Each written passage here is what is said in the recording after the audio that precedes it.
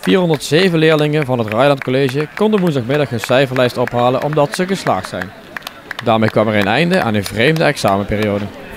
Ja, ook bizar. En ik heb ze nou al 3 maanden eigenlijk niet gezien.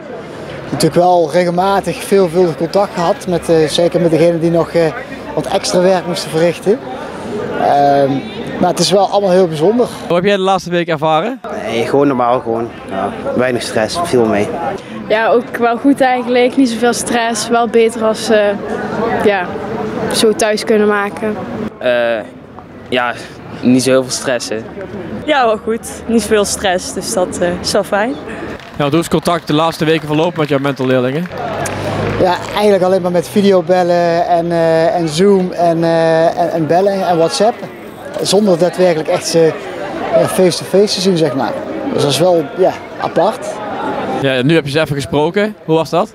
Ja, fijn om ze weer te zien ook. En ook, ik merk ook dat ze ook allemaal wel een praatje willen maken. Dus dat is toch wel fijn om ze toch even te zien nog. En natuurlijk dit is alleen maar een cijferlijst. En volgende maand krijgen ze het echte papiertje. Ja, want heb je goede cijfers? Ja, dat wel. Ja, is wel goed. Ik ben er wel blij mee. Nee, 2 onvoldoendes, maar... Ja, goed. Geen onvoldoendes, dus ja. Ja, want dit is natuurlijk al een mooie bijeenkomst. Hoe wordt het normaal eruit gezien? Ja, natuurlijk worden er dan handjes geschud en worden ze ook binnen ontvangen en in een ruimte. En wordt wat meer stilgestaan nog bij deze mooie gebeurtenis eigenlijk. En nu is eigenlijk de bedoeling dat het allemaal heel snel moet gaan. Maar ja, jullie zien al, iedereen vindt het toch wel leuk eigenlijk om weer elkaar te zien en een beetje bij te kletsen.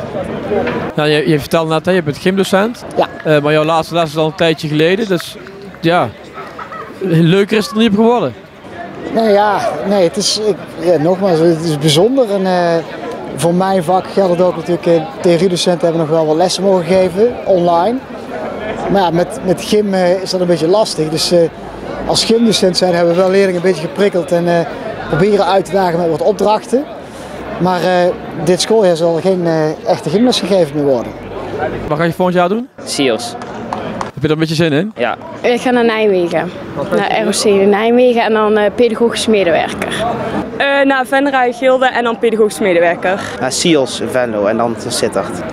Ja, de leerlingen hebben het cijferlijst opgehaald, hebben we kunnen zien. Wat heb je bijvoorbeeld tegen ze gezegd?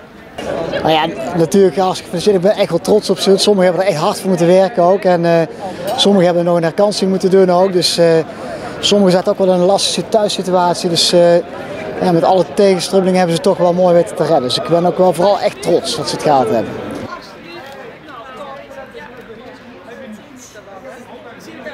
Ja.